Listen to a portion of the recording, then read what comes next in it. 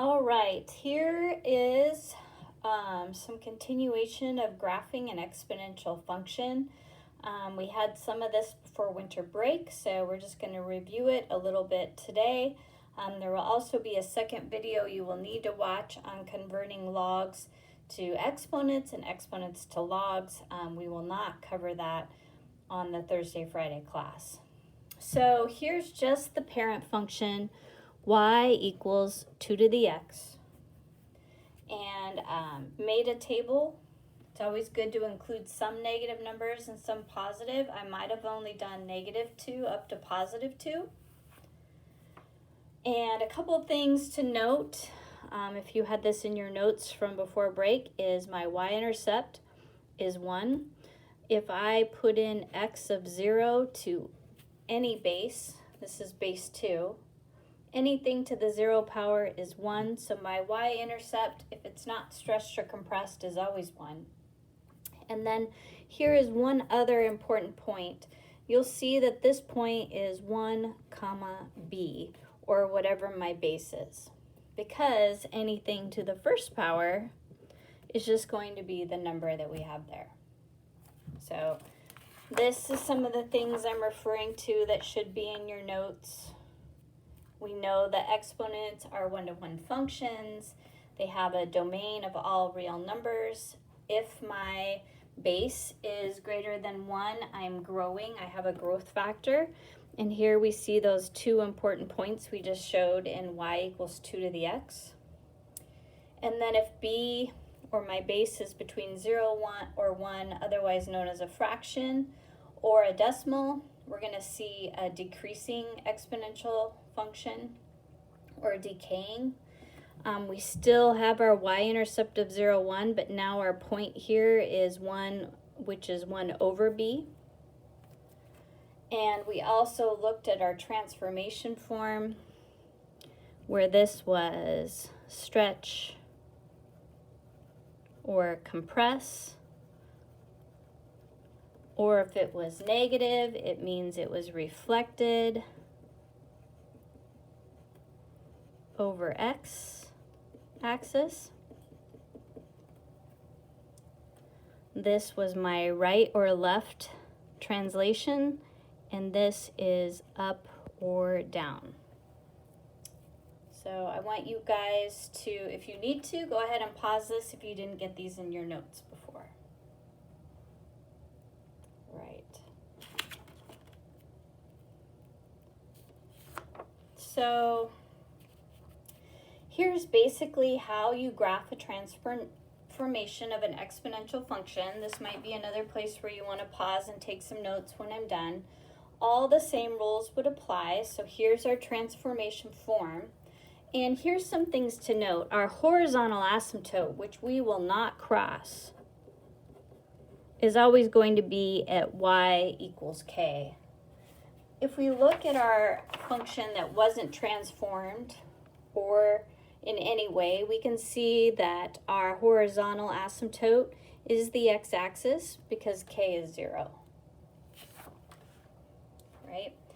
And then that horizontal asymptote is where you're going to show your vertical shift.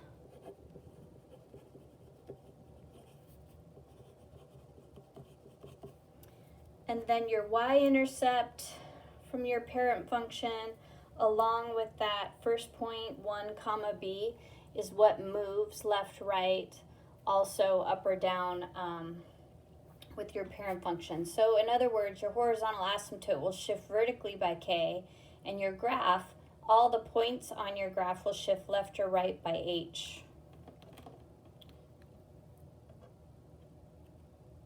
So if you want to pause, you can take notes on this. We're going to spend the next couple slides just looking at a couple different graphs. And we're always going to start with that parent function. So here's our transformed function. And we know that the parent function of this is 2 to the x, which we looked at before earlier. I'm going to write with a pen just because this isn't showing up very well. And we want to list our transformations in order that they happened. And so we have this negative here. That means it is reflected, and it's a horizontal reflection. So that means it was reflected over the y-axis instead of the x-axis. And then all we have left is this -4, which means it moved down 4. And the order is really important because that's how we're going to do our new points. We're going to do it with the table. So if I'm just looking at my parent function, y equals 2 to the x, and I make my table from before, I'm just going to use these 3 points. 2 to the -2 is 1/4. 2 to the -1 is 1/2. 2 to the 0 is 1. 2 to the first power is 2, and 2 squared is 4.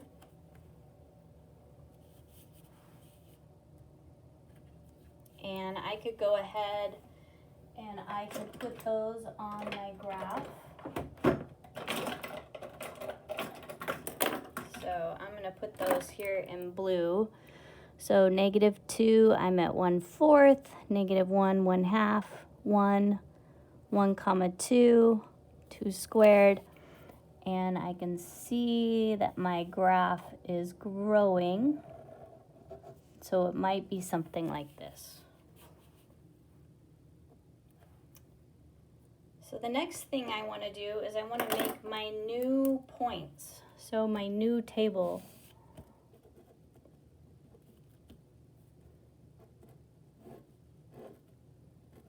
And this new table reflects everything that has been transformed. And so I have a horizontal reflection. And so what would that do to my current x values? It would change the sign on them. So I know this is going to seem a little weird because we're changing the sign. So I'm going to actually be going from greatest to least. But this would be 2, 1, 0, -1, -2 if I applied my negative to just my x values because it's a horizontal reflection. Now, down 4, the only value that is really going to affect are my y values. So all my y values are going to move down 4. So for instance, if I was at 1/4, I'm going to move down 1, 2, 3, 4. So I'm at -3 3/4. If I'm at -1 and that was 1/2, I'm going to move down 1, 2, 3, 4. So I'm at -3.5. This one's easy. If I'm at 1, I move down 4, I'm at -3. If I'm at 2 and I move down 4, I'm at -2. And if I'm at 4 and I move down 4, I'm at 0. And so then we just want to plot our new values. So at +2, I'm now down here at -3 3/4. Oh, and I should take a step back and say we do want to put in our new horizontal asymptote. It helps guide us because we don't want to cross it. So just like we put in asymptotes with rational functions, it is a dashed line. If I come over here to 1, then I'm going to move down -3.5. If I'm here at 0, I'm going to move down to -3. And if I'm here at -1, I'm at -2. And at -2, I'm at 0.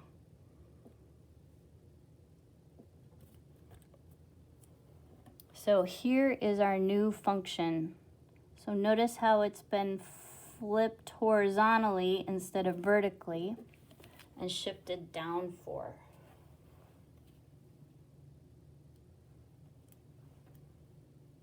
All right.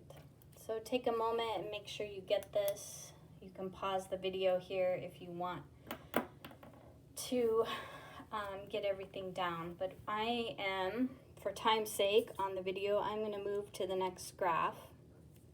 This is our last slide here before you will go to video number 2. And we want to list all of the transformations on this. So we can see that we move left 2. That comes first because remember when we list our transformations, we list in the order of PEMDAS, and this is my exponent.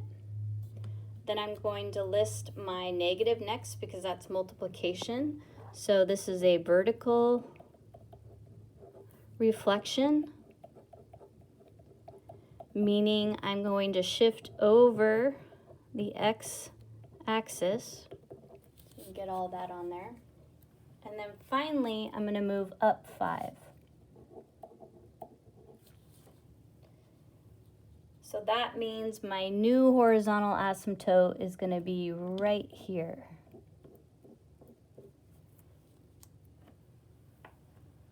So just put that in right away. And our new parent function for this isn't 2 to the x. Instead, we have 3 to the x. So if I want to put in a few values, like I said, I like these few values here to start with. I get a good picture of what's going on. So 3 to the negative 2 is 1/9. 3 to the negative 1 is 1/3. 3 to the 0 is 1. 3 to the first power is 3, and 3 squared is 9. So if I put my parent function on my graph, I'm over here at negative 2 and 1/9. And then I'm at negative 1 and 1/3. And then you're just kind of eyeballing that. Here's my y-intercept at 1. And then this is that 1b point. So over here at 1, I am at 3. And over here at 2, I am at 9. So notice when I grow by 3s, I grow much faster. So the bigger the growth factor, the steeper your graph is. Right. So there's our parent function.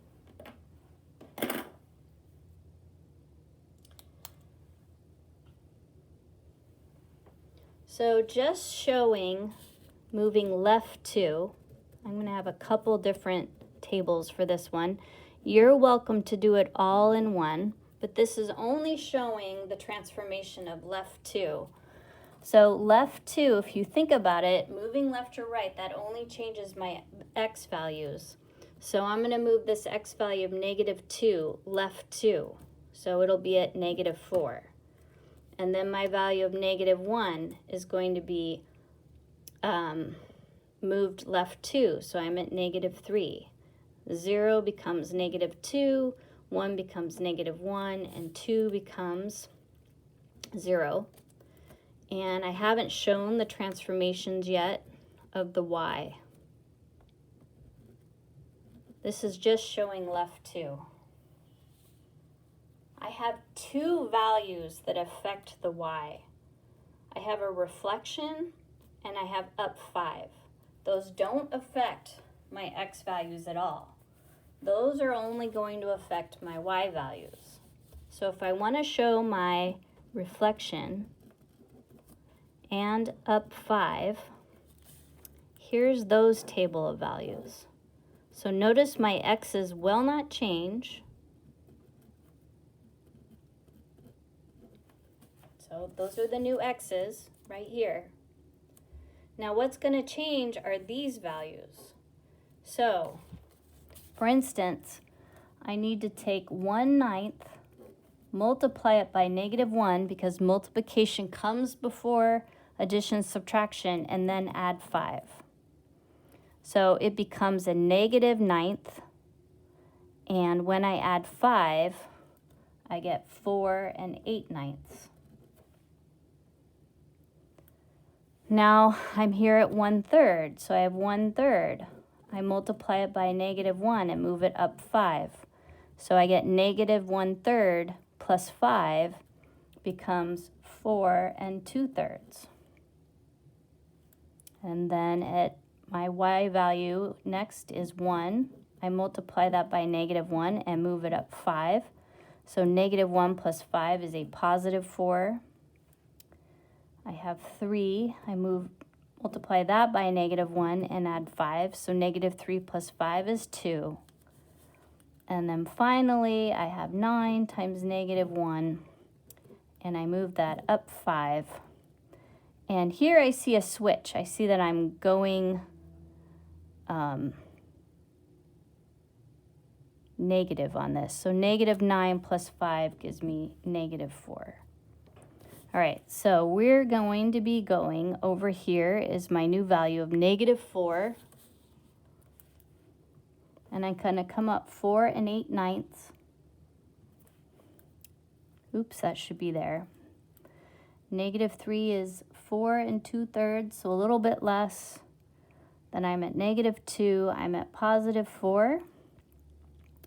Then I'm at -1, I'm at +2.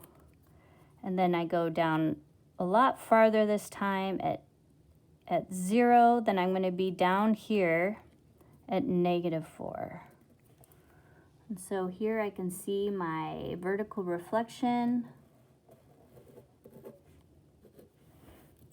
and my up 5 and left 2.